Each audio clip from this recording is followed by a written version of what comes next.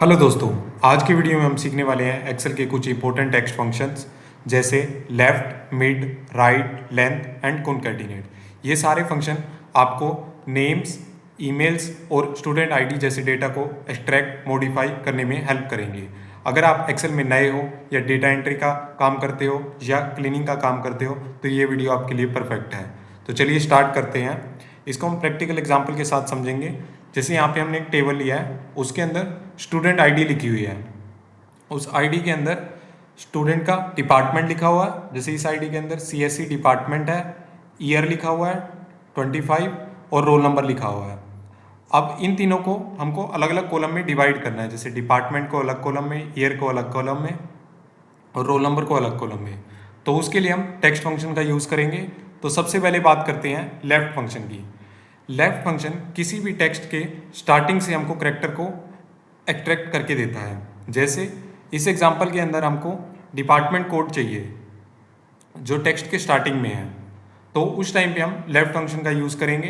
तो उसके लिए सेल में टाइप करेंगे इक्वल टू लेफ्ट और उसके बाद यहाँ से टैब प्रेस करेंगे तो ऑटोमेटिकली ब्रैकेट स्टार्ट हो जाएगी। ये आपका टाइम सेव करता है, तो हमेशा टैब प्रेस करो तो ब्रैकेट ऑटोमेटिकली स्टार्ट हो जाती है। और उसके बाद टेक्स्ट को सिलेक्ट करेंगे। जैसे ये नीचे बोल रहा है कि आपको कौन से टेक्स्ट में से लेफ्ट वैल्यू चाहिए, और उसके बाद इसके अंदर हम कोमा लगाएंगे और उसके बाद हम इसको करैक्टर बताएंगे कि कितने करैक्टर हमको चाहिए स्टार्टिंग के। तो हमको जैसे 3 करैक्टर चाहिए, हमारा कोड 3 करैक्टर का है, तो यहाँ पे हम 3 टाइप करेंगे और उसके बाद ब्रैकेट क्लोज करेंगे और एंटर प्रेस करेंगे। तो इससे हमको डिपार्टमेंट मिल जाएगा और इसी फॉर्मूला को हम सभी सेल पे अप्लाई करेंगे।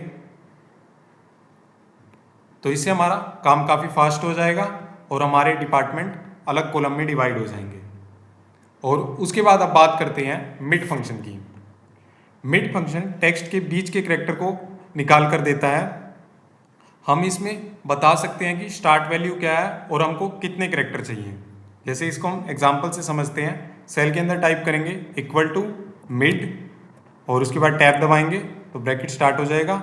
उसके बाद जैसे ये नीचे बता रहा है टेक्स्ट को स्टार्ट करो, टेक्स्ट को सिलेक्ट करो और उसके बाद कोमा लगाओ और फिर स्टार्ट नंबर बताओ कि हमको कहाँ से करैक्टर को निकालना है। तो जैसे इसके अंदर हमको ये 25 से स्टार्ट करना है, 2 से स्टार्ट करना है, तो उसके लिए आगे वाले हम करैक्टर गिनते हैं 1 2 3 और 4। ये हाइफन को भी काउंट करता है। तो उसके बाद हमको 5th करैक्टर से स्टार्ट करना है, तो हम 5 टाइप करते हैं और उसके बाद हमको कितने करैक्टर चाहिए, टोटल 4 करैक्टर चाहिए। इसमें ये हमको 4 को भी स्टार्टिंग वैल्यू को भी काउंट करना है, टोटल हमको 4 चाहिए। तो उसके बाद हम यहाँ पे टाइप करेंगे 4 और उसके बाद ब्रैकेट क्लोज करेंगे और एंटर प्रेस करते हैं। तो ये हमको ईयर दे देगा और इसके बाद इसी फॉर्मूला को हम सभी सेल पे अप्लाई करेंगे। तो इससे हमारा ईयर वाला कॉलम भी डिवाइड हो जाएगा और हमको एक ही कॉलम के अंदर सभी ईयर मिल जाएंगे। और उसके बाद अब बात करते हैं राइट फंक्शन की। राइट फंक्शन हमको टेक्स्ट के एंड से करैक्टर को निकाल के देता है। जैसे हमको इधर रोल नंबर चाहिए जो एंड में लिखा हुआ है, तो उस टाइम पे हम राइट फंक्शन का यूज़ करेंगे। जैसे इसका यूज़ देखते हैं इक्वल टू राइट और उसके बाद टैब प्रेस करेंगे, फिर टेक्स्ट को सिलेक्ट करेंगे और फिर हम बताएंगे कि हमको लास्ट के कितने करैक्टर चाहिए।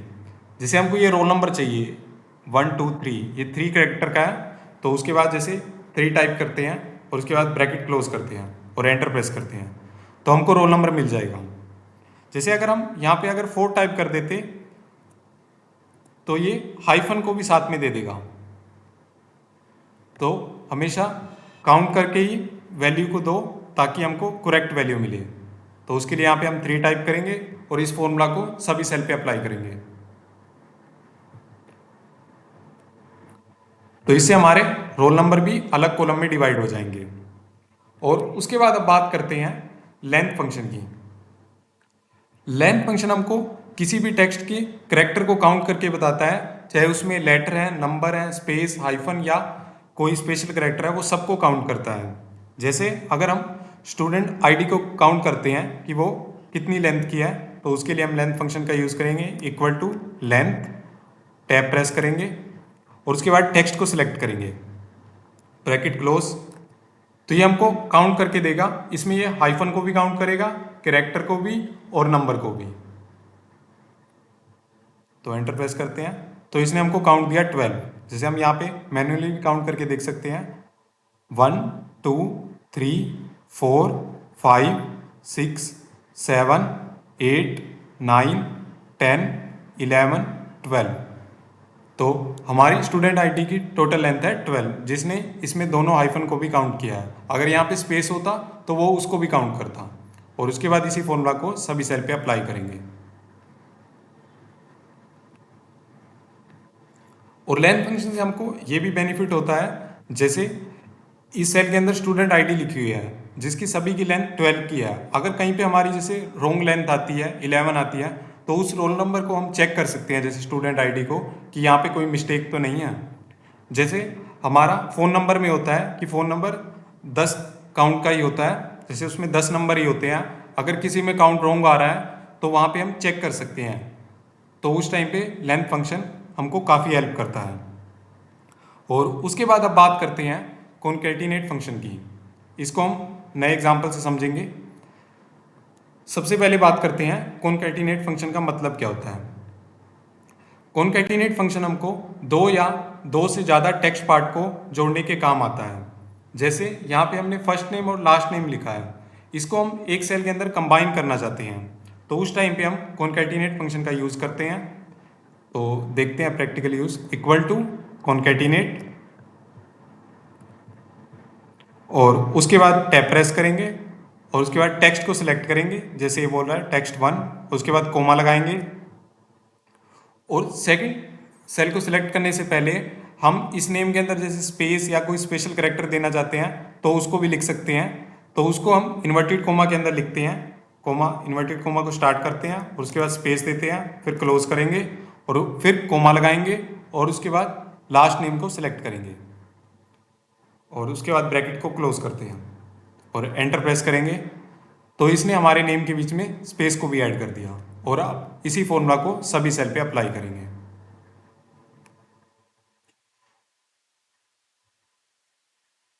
तो कॉन्कैटिनेट का बेसिकली यूज यही होता है, ये हमारी दो या दो से ज़्यादा कितनी भी वैल्यू को एक सेल के अंदर हम कंबाइन कर सकते हैं। जैसे हम इसके अंदर खुद वैल्यू को भी लिख सकते हैं, जैसे एग्जांपल से देखते हैं। Equal to concatenate tab, text को सिलेक्ट करते हैं, कोमा लगाएंगे, इन्वर्टेड कोमा के अंदर स्पेस को देते हैं और फिर कोमा लगाएंगे। उसके बाद सेकंड सेल को सिलेक्ट करेंगे, फिर कोमा लगा के हम जैसे टेक्स्ट टाइप भी कर सकते हैं, जैसे यहाँ पे लिख देते हैं स्टूडेंट,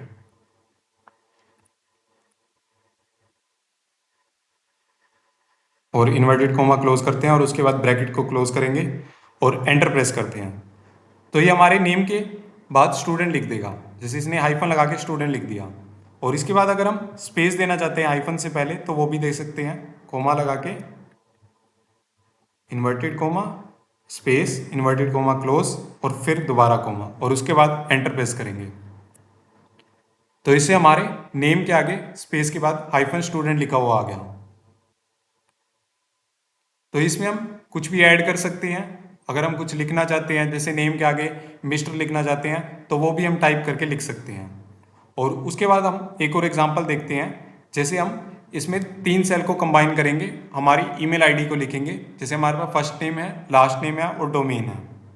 और इसके अंदर हम स्पेशल कैरेक्टर को भी ऐसे ऐड करेंगे, जैसे @ इन सबको ऐड करेंगे। तो यूज़ देखते हैं इसका हम प्रैक्टिकल। इक्वल टू टाइप करते हैं कॉन्कैटिनेट,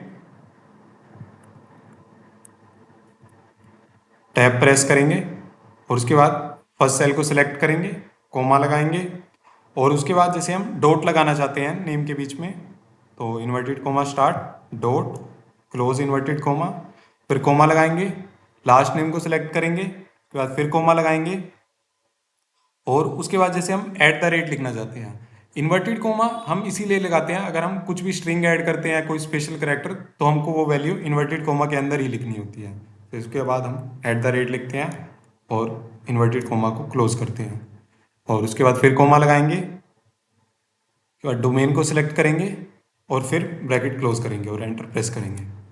तो इससे हमारी ईमेल आईडी एक सेल के अंदर कंबाइन हो जाएगी, जैसे आप देख सकते हो gautam.anand@techhub.com, और उसके बाद इसी फॉर्मूला को सभी सेल पे अप्लाई कर देंगे। तो इससे हमारा काम काफ़ी फास्ट हो जाएगा और हमारी ईमेल एक साथ सभी सेल में प्रिंट हो जाएंगी। तो आज के वीडियो में हमने देखा लेफ्ट फंक्शन जो स्टार्टिंग से वैल्यू को निकालता है, मिड फंक्शन देखा जो बीच के पार्ट को निकालता है जहां से हम वैल्यू को स्टार्ट करेंगे और टोटल कैरेक्टर देंगे, उस वैल्यू को हमको मिड फंक्शन फाइंड करके देगा। और उसके बाद हमने राइट फंक्शन देखा जो एंड से वैल्यू को निकालता है, और लेंथ फंक्शन देखा जो टोटल कैरेक्टर को काउंट करता है, उसके अंदर letter, space, number, hyphen, special character सबको काउंट करके देता है। और उसके बाद हमने कॉन्कैटिनेट देखा जिसमें हमने फुल नेम बनाकर देखा और ईमेल आईडी बनाकर देखा।